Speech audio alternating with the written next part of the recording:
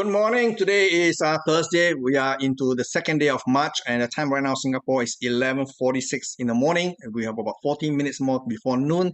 And over there on Wall Street, we see continued weakness, but it ended up as a mixed bag because we have Dow Jones that actually closed marginally higher, whereas the S&P 500 and the Nasdaq actually closed with marginal losses. But the tone of the market was actually set in Asia yesterday. Yesterday, we have the release of China Purchasing Managers Index, and they both came in better than expected. They boost Asian equity, but the same bullishness did not transfer all the way to even Europe or even the US, because in Germany we see that inflation is beginning to show sign of rearing its ugly head again. So that actually dampened the market sentiment somewhat going to the US session. So there we have it in Asia. On Wall Street, we can see that the Dow Jones itself actually broke below the confined range, which is marked by the level 32,661 to the high of 34,342. It was a marginal breach, but on a close-to-close basis, the market did not take out this low at 32,661. But the fact that it has actually attempted to do so actually is not very, very constructive, because on this basis we are already challenging the last December before the Christmas low. Okay, so we can say that market now has begun to look backwards. We have a very strong start to 2023. We have February, we saw most of the losses actually basically retracing the entire January rally here, and then now we are into a new month. Yesterday was the first day of a new month, and the market did not perform very, very well so far. Okay, so the risk to the downside remains very, very high, although we cannot totally rule out the possibility of a rebound from here. But I think based on odds, I think the odds of market coming down further is a lot higher. And if the market does come down a little bit further, the nearest support I can see here for symmetric look at the symmetrical relationship between the high of 34,712. If we get a three-way pullback, the 100% retracement point is at 32,208. So we want to see how the market will react if and when the market actually come down to those levels. If it can hold out, well and good. That means it leaves the it could be a base from here and then propel higher. But if the market accelerate below 32,000, everything is gone, and then we can basically look to sell on every rebound. Okay, so now we look at the S&P 500, like I mentioned earlier on, where the Dow Jones actually closed with a marginal gain overnight compared to Tuesday's closing. But on the close-to-close basis, we can see that the S&P 500 is currently trading the lowest since January 25th. So this is definitely not a good sign. Market has pulled back 1.618%, which is extended fall, and this is laying the groundwork.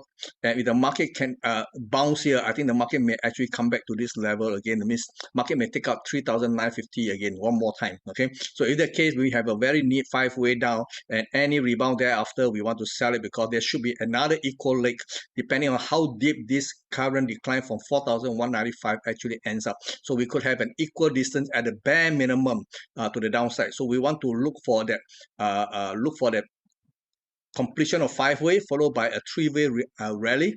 And if the rally is going to be kept, then we want to be able to position for the next leg down, which is going to be quite substantial, because from a high of 4,200 to, let's say, 4,000. Okay, so we have about 200 points range. Okay, so 200 points in the S&P 500 can be quite massive if you can position it correctly. Okay, over in the Nasdaq itself, we can see that on the Nasdaq we have a slight, no, not this one. I want to show you the Nasdaq cash market. Market has a three-way pullback. So far, so good. The market managed to hold at 11,900 levels. But on a close-to-close basis, we are very, very close to one of the closest we are lowest close we have ever seen since the beginning of this year. So we can see that we are now back to January low. Okay, no, not January low, January 31st low. Okay, so we can see that this is a very neat three-wave. There is no extended decline so far, but if it does, the next level of support is going to be at 11,550. Okay, do watch out for an extended decline going forward. Like I said earlier on, the market action was actually centered on Asia yesterday, and Nikkei this morning actually see an attempt to rally, but so far the first half of the session for today managed to did not seems to be managing very well. Market did not manage to go much higher.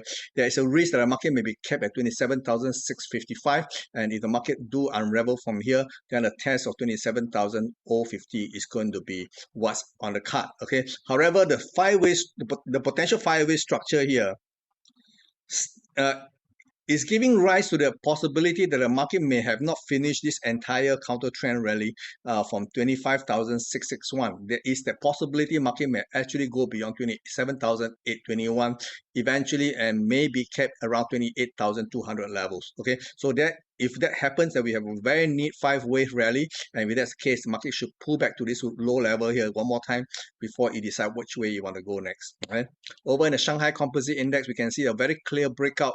This is the end of January low high, 3,310, and then throughout February itself, we see many numerous attempts to break beyond this level, and they have all failed except for today. Okay, so yesterday we have the release of the Purchasing Managers Report, which is, like I said earlier on, much better than market expected. So that gives the market the momentum to actually take the market higher. Now that the market has clearly taken out the 3,310 level, the next target will be at 3,372 and a half level. Okay, so this will be what we call a symmetrical relationship here. So this is the immediate target, but based on chart point, I think the next target will be 3,475. Okay, so maybe beyond here, the market may not actually end here. Maybe market may go up another 3 more points higher before it hits some kind of a roadblock. Over in the Hong Kong market itself, we can see that yesterday's rally in the Chinese stocks has also given the Hang Seng market a boost higher. And so far this morning, we can see that the market is still maintaining the slightly bullish outlook, because since China removed its zero COVID policy and reopened, we can see that factory activity has been humming along very well, and that gives rise to the idea that maybe Chinese economy may be creating the demand that the world needs, and that is actually playing out very well for their stock market. Okay, so Hong Kong is actually a beneficiary of that. So we will see how far this thing can go. I think it would have problem going beyond the 21,250 levels. So I think this is the 50% mark. Okay, so do watch out for the possibility the market may be kept around the 21,250. Okay. Over in currencies, we can see that the dollar yesterday actually pulled back a little bit, and that gives rise to all the other major currencies actually managed to rally one more time. Market came very close to 107, and this is a 3-wave rebound.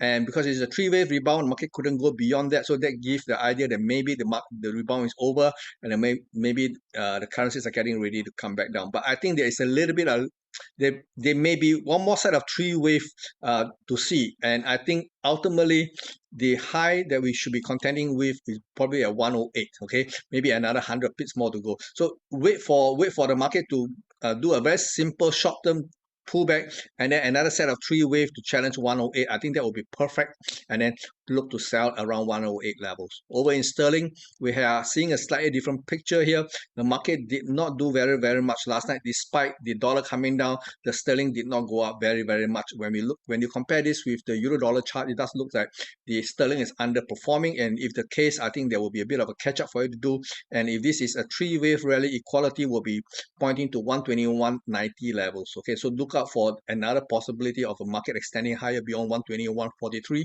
to go up to 121.86 thereabout. Okay, over in Aussie, the market is not doing very much. It's basically holding the line.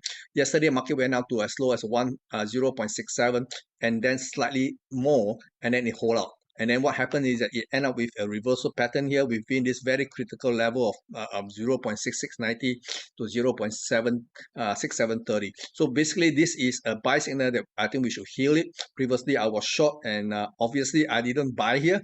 I actually closed up my position as the market was bottoming out here, because it hit a level here and then then suddenly stopped falling. I decided that's not a good sign, so I covered all my short position, but I did not go long because I still ultimately want to buy dollar and not sell dollar. So if that's the case, I'm waiting for a better signal to re-engage on the short side for against the currencies. Over in the dollar versus the yen, we can see that the dollar yen could be pointing to another fourth going forward. Market did a three-way, very simple three-way pullback to 135.25 yesterday, and this is, I think, too shallow. Maybe the market will do another three-wave, like I mentioned in the euro versus the dollar. If that's the case, then maybe the good level to actually angle will be this level at 130 at 134. So if the market can do another set of three wave and then linger all the way down to 134, that would be a much better level to engage on the long side, because the market target for this move is at 139 for me. Over in dollar Canadian, we don't see much of any activity. Market was actually quite volatile. It went up, it came back down, so it was pretty volatile. But by and large, I think this market wants to go up. So I've actually gone back to buy. Did I buy? No. Sorry, I actually went in to sell euro versus the Canadian, because I think there's another leg coming, because this is so far an unfinished three leg formation. So if this is a three wave corrective pattern, then at the bare minimum we could be seeing 135.30, if not 135.15. So between this 15 pips range, I think the market may be actually looking to form a base here. So in a very short term, I'm really short, but I'm putting my stop just above 136.70. Okay. Over in the other commodities, we look at gold. Gold managed to recover to $1,844.70 overnight, and it has already met its immediate resistance, and this resistance is centered around $1,847.60. So we will have to see whether there is enough momentum for the market to go higher. I think there is, but we need to see a more decent pullback if the market, but on the condition market holds at this level at 1,823. Okay, if the market goes below 1,823, then maybe there's a different structure in play here. But ideally, we want to see a three-way pullback and then sits at 1,823, and then for market to actually propel higher. But again, for all realistic reason, I think either at 1,870, that will be I think where the market may hit. But most optimistic outlook calls for a 1,890, which I think at this moment is a little bit far-fetched, because so far it doesn't seem that it has a lot of momentum behind it. And of course, it's all tied down to the current weakness in the dollar. And if the dollar weakness is temporary, then the rise in gold is going to be also temporary. So do keep the overall perspective in mind here when you trade precious metals. Silver, we can see that silver has a less than committed rally here, and the market right now has a very minor three-way pullback. If you go down to the 1 hour, you can see this three-way pullback a little bit clearer. You can see that this is a very minor three-way, and it's not even complete yet. So by and large, I think the market still have a little bit more wiggle room downside at $20.78, and hopefully market can actually stabilize here and use that as a base to propel higher. But again, top side for this move here is about $21 and maybe 41 cents. Okay, so top side is actually quite limited. Okay, so do not go in to buy precious metal in a big way just yet. The time will come, I think, somewhere towards the end of April or in early May.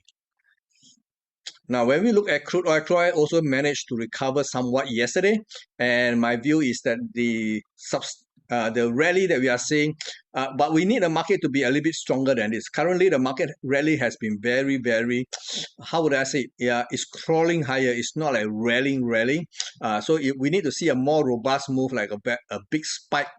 One candle bar, we show a very significant spike. But right now, we are not seeing any of those. So that means the market is inherently not very strong. Okay, so do watch out if you are already long, which I am. So I'm hoping that the market may accelerate to the upside.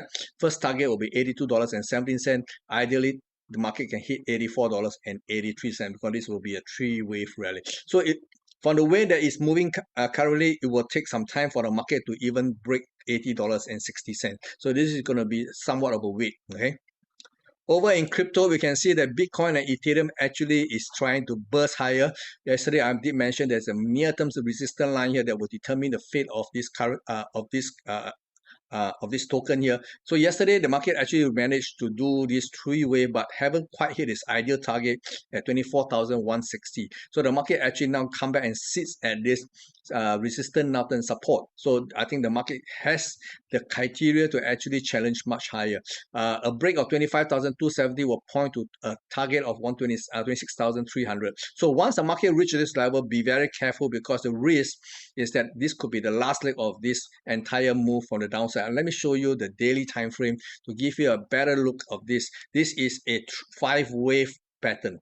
Okay, so the market at this point itself has already completed somewhat its 5-wave pattern. So the risk of another surge beyond 25,270 may or may not come true. Okay, for all we know, the market may have already capped at 25,270 to complete this 5-way structure, but there is that possibility, because so far the pullback has been very corrective, and despite the weakness in US equity market, Bitcoin has been managing very, very well. It has been very resilient. So that gives the idea that the market maybe have one more leg to go to test the 26,300. But be very careful. If the market failed to even hit this level and started to fall, take that signal, because the market can come back all the way here to $21,400. Okay, so that will be a massive pullback here, and that is quite normal based on the wave pattern that we are seeing. Over in Ethereum, we are also seeing a 5-way structure, 1, 2, 3, 4, 5, and the high of 1,742 may have already completed this 5-way structure. But based on the pullback so far, there may be another rally attempt. When we look at the 1-hour time frame, we can see that clearly the market has already taken out this near-term resistance line. Maybe not so much in the 1 hour, but 4 hours. You can see that the market has clearly taken out the resistance line, getting ready to move beyond 1,742. If it does, immediate target is at $1,811. Again, very, very careful. If and when the market comes anywhere near this price, be on the lookout for a sell signal, because the market can come all the way back to $1,463. Okay, so this could be the last leg of that move here. Okay, I am basically long Bitcoin, but I'm using a protective stop right now. No matter what happens, my position will be risk-free. Okay, but while we are seeing potentially bullish sign in both Ethereum and Bitcoin, the rest cannot be safe for the other token. Look at Solana. Solana has not shown any bullishness at all. In fact, it's probably going to come back down again. So again, this is the same pattern that we are seeing in the other coins. This is Cardano. Cardano is exhibiting no bullishness at all. So what I'm trying to emphasize here is that the current strength that we are seeing is apparently centered on Bitcoin and Ethereum. It is not across the board. So be very, very careful about chasing this market ever higher, because the market can actually do a very nasty about turn anytime. Okay, so this is all I have for you for today, and I shall see you tomorrow. Bye bye.